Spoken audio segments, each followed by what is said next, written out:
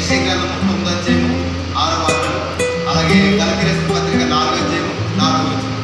ఈ 4 లేఖనాలు ఆధారంతో క్రిస్మస్ ఎక్కువ శాతం మరి కనబడుతుంది. ఎందుకంటే ఈ నెలలో ఇంచుమించుగా దాదాపు నేను 3 చోట్ల వెళ్ళాను క్రిస్మస్.